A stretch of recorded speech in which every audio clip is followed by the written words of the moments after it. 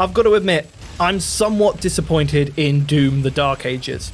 Now, I'm not saying I dislike the game. In fact, I absolutely loved it. But when it comes to Easter eggs, the Dark Ages is somewhat lackluster. Previous Doom games have been full of brilliant secrets, from classic levels to hidden Dopefish, graves to ID characters, and even a memorial to one of our best. In comparison to all of that, the Dark Ages just feels a bit empty. But to be fair, this video wouldn't even exist if there weren't some decent secrets and Easter eggs to be found. So let's get to them. An Easter egg that we first saw in Doom 2016 returns once again and is just as easy as ever to see. Literally, all you'll need to do is take a stroll in some lava and slowly wait until Doomguy's health ticks all the way down.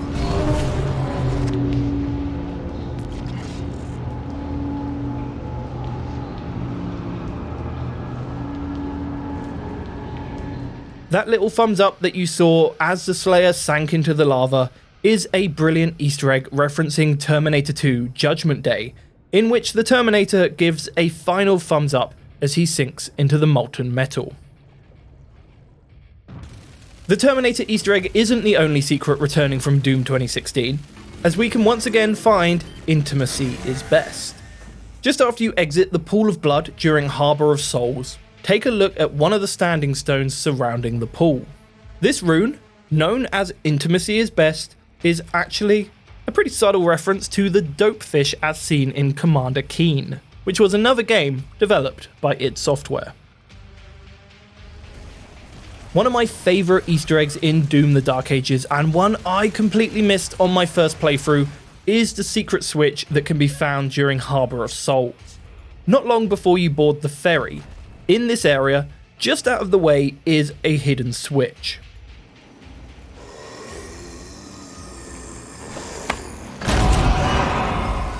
It won't be apparent at all what it does at first, and in fact, you'll need to backtrack a little to find out what it actually did.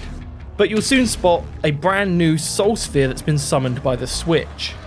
However, I will warn you, nothing in this life comes free.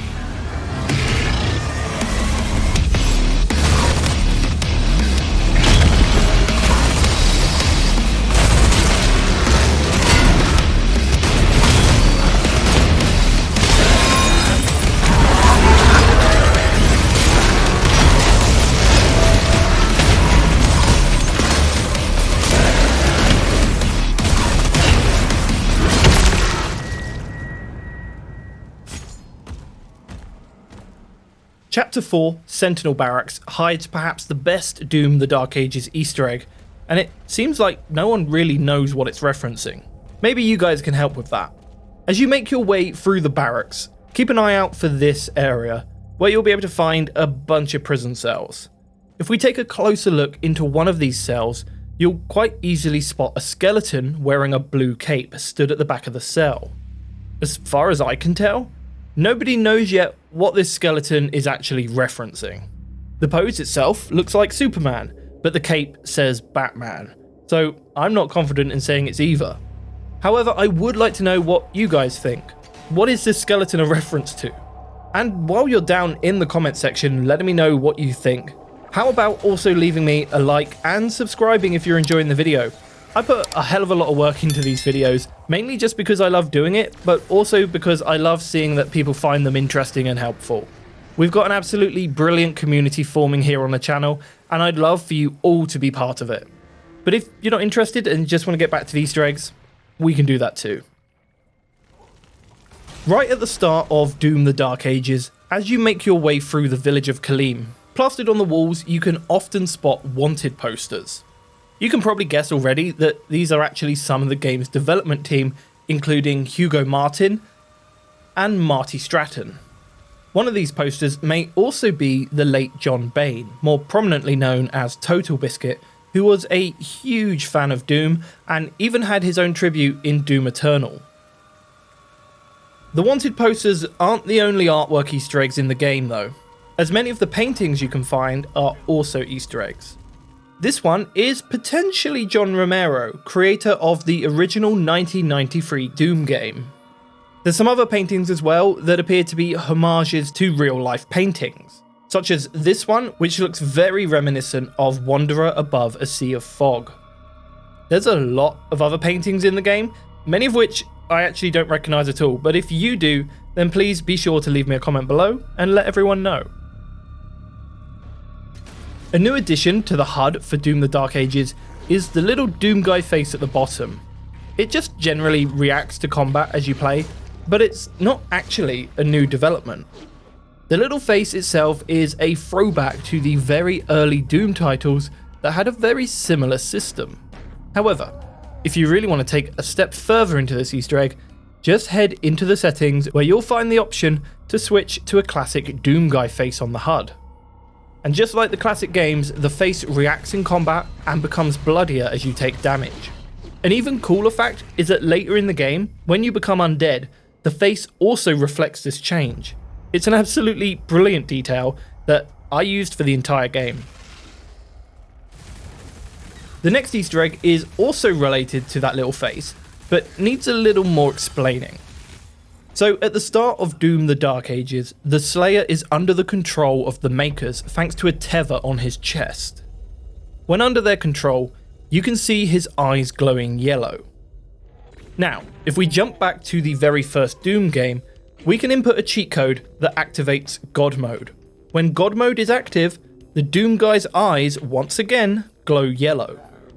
There's a pretty clear connection here, especially when you keep in mind that the Slayer is essentially seen as a god in Doom the Dark Ages. Speaking of the OG Doom titles, since in terms of the timeline we're not too separated from the Dark Ages, it's worth a mention that some of the demons are very similar to their original counterparts, particularly the Imp Stalker, which basically looks like an exact 3D replica of the original 2D sprite.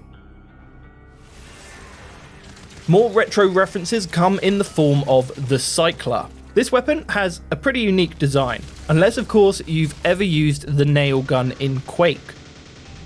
They're obviously not identical, but Doom's Cycler and Quake's nailgun are similar in all the ways that matter. Sticking with Quake for a moment now, but jumping ahead to Quake 3, the game's logo seems to appear in the cosmic realm of Doom the Dark Ages. I wouldn't say it's an exact match, but the community seem pretty convinced. The cosmic realm itself is a brand new addition to Doom, and brings with it some very interesting, very Lovecraftian additions. The most obvious of these is the Old One, which is very clearly just Doom's version of Cthulhu, an ancient being created by H.P. Lovecraft. 2 more Easter eggs to go, and our next Easter egg is potentially an Easter egg within an Easter egg. Back in 2016, an Easter egg was found underwater in Uncharted 4. On the sea floor, you could find a skeleton with coral growing out of its head. This was an Easter egg referencing the clickers from another Naughty Dog game, The Last of Us. Well, if we jump ahead now to Doom the Dark Ages, in the cosmic realm, we can find some very similar corpses. This might be a reference to Uncharted, or it might be a reference to The Last of Us. The cosmic realm is a pretty soggy place though, so it could just be a coincidence. Finally, our last Easter egg in Doom the Dark Ages is a pretty fun one. If you've played the game, you'll be very familiar with the armor pickups, one of which is this helmet. You can also collect soul spheres, which give you full health and armor. These are actually much rarer and have been in Doom games since the very first one. At this location in Chapter 15, you can find the only instance in all of Doom the Dark Ages where these 2 items combine into one, and the results, they're pretty cute. And that's it. Thanks for watching.